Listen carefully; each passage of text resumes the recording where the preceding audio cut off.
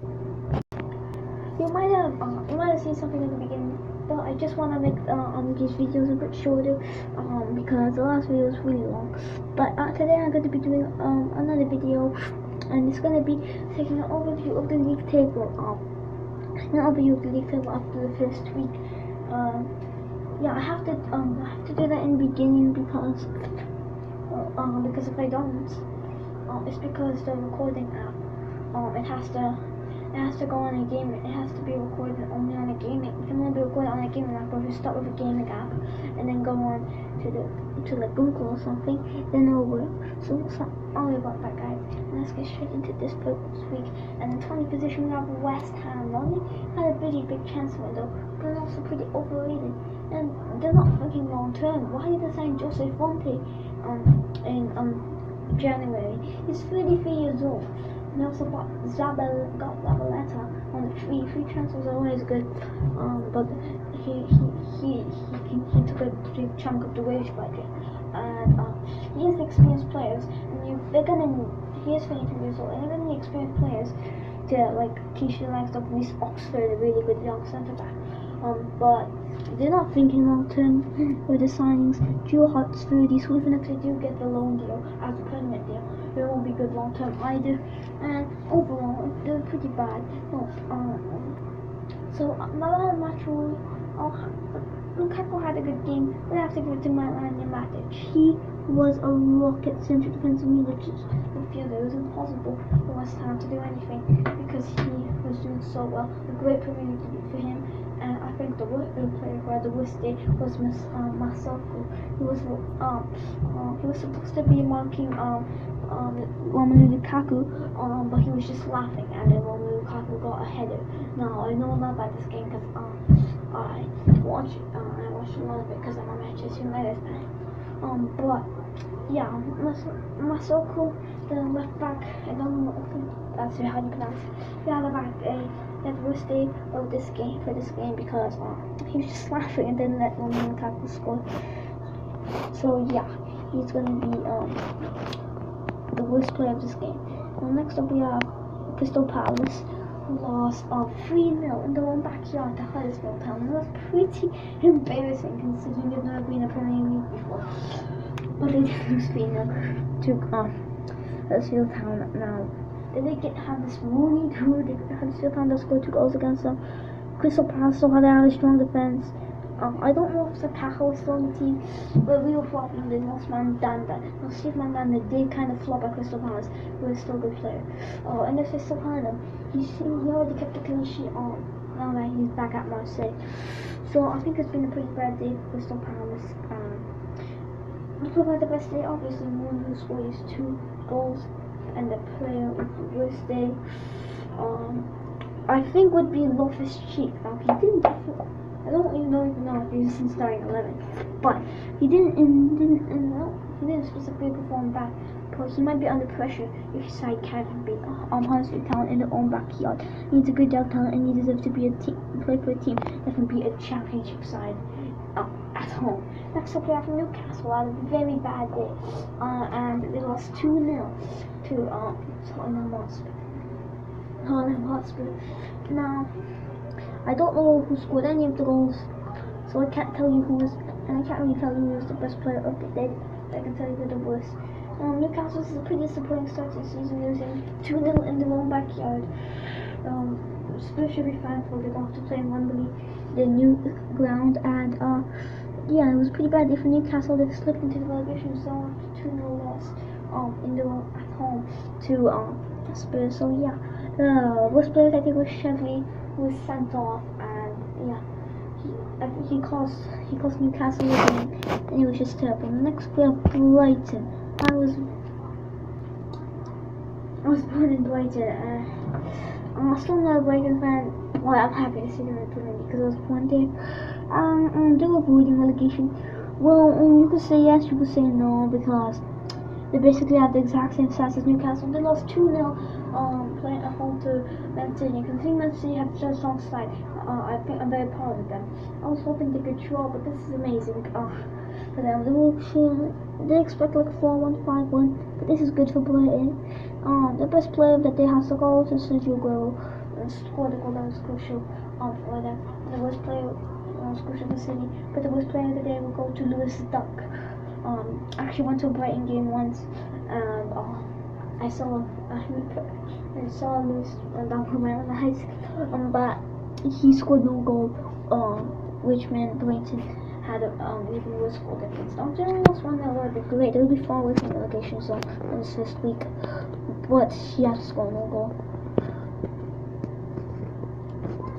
Next up, we have Stoke City, who lost 1-0 to Everton. Wayne Rooney scored on his return to Everton. Pretty disappointed about that. Pretty disappointed he left Manchester United because of a Newfoundland.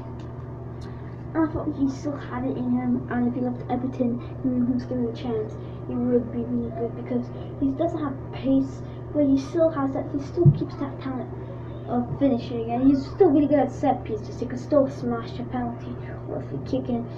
Stoke City though, so the player like the best day obviously is Wayne Rooney, and the player who had the worst day is Davy Klaassen. Now I will probably be kind of shocked about that, but I just don't think tactically it's good. He's not really fitting too well in the center midfielder position. Wasn't great on there, and I think Spurs Everton should just sell him. But I think the player of the worst day is another Everton player, Davy Klaassen. Next up, we have Bournemouth, who lost 1-0 to West Brom. Kind of embarrassing considering they finished one place higher to them and they're hunting for an 8th position. But I think their fans are a bit too ambitious. They should just stay in Premier League as long as possible, like Sunderland, and eventually go down like Sunderland. And they lost 1-0 to West Brom. That's not something good. This was still like Tony Pulis, but it's not specifically a bad thing that because he's considering he's been so good lately for them. And yeah, the best player of the day has to be well I have no idea. So I'm sorry guys, but this one won't have a best and worst player of the game. Now next up we have Chelsea, who lost 3-2 in Stamford Bridge to Burnley. Considering the champions of England, that's pretty damn bad. They picked up 2 red cards, Gary Cahill and Kesh Fabregas. So 2 of the star players who were playing away to Tottenham Hotspur. Pretty disappointing that. But I think Chelsea. I feel the best player of the day has to be Sam Vokes. I'm gonna give it to Ward for his amazing tiki-taki goal. But Sam Vokes, I am a big fan of him. He's an amazing target man, and I bought him on Football Manager. And he's just really good. He's actually made more appearances than Rashford. No, he's made as much appearances as Rashford on Football Manager. So yeah, and I am the manager of Manchester United.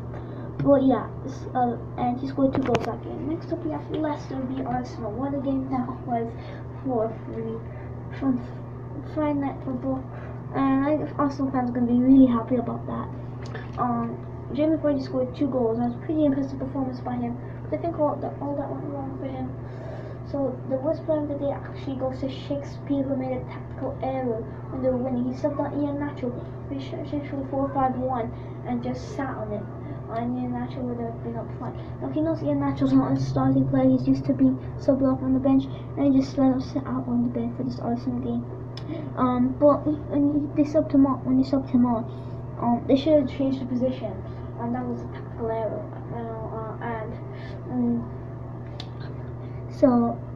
They could have just sounded it and won the game like 3-2. I don't know what was going on, but it was crazy.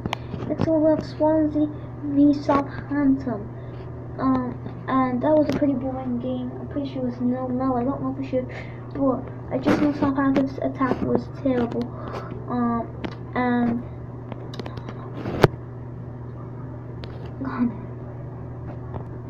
yeah, it was 0-0.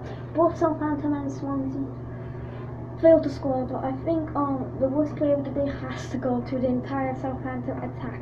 Who forgot to say the best player of the day for the Arsenal v Leicester game. I think it was Oxlade-Chamberlain. It was really good that game. But yeah, no, the worst player of the day, that's like a 25 Southampton attack. They were really bad. And considering Gabdini was so amazing when he was first went to Southampton. It was really pretty bad. And the best player of the day was nobody was actually good that game. It was just really boring. Next up we have Watford. Damn it. Next up we have Watford. We had a pretty good day, drawing 3-0 with Liverpool. Now, home draw never seems to be a good thing for a football club, but when it's against Liverpool, you're kind of proud. Now, the best player of the day goes to Mane. What a goal he scored. And the worst player of the day has to go to the entire Liverpool defense defending corners. Since Jurgen Klopp took charge of Liverpool, Liverpool have conceded the most goals from corners. They need to improve on that. So yeah, and I think that's pretty bad work from them. Now Liverpool are sitting over them. Oh, I don't know, just because fans think they should. So let's just skip a few teams. Yep, and we are done. Guys, I hope you enjoyed, and I'll see you next time. Tell me what you think will be the next game for the big clubs, like for the teams like Manchester United, the Swansea. But the big games to watch out for: City v Everton. They both had massive windows, and this should be a great game. Spurs versus Chelsea. One finished second last season, the other finished first. The second place team is home. Should be a very interesting game. And last of all, I think the last game you should definitely watch is. Damn it, I forgot. That's it. Remembered. Huddersfield versus Newcastle. Championship fans, this should be a Premier League game you look at. Both teams just got promoted. The team that went to the playoff round is at home. That team is in second position. This should be very interesting to see if Newcastle will get the downfall, and to see if Huddersfield get to have a short season. So guys, I hope you enjoy it, and I hope you enjoyed this video, and I'll see you guys next time.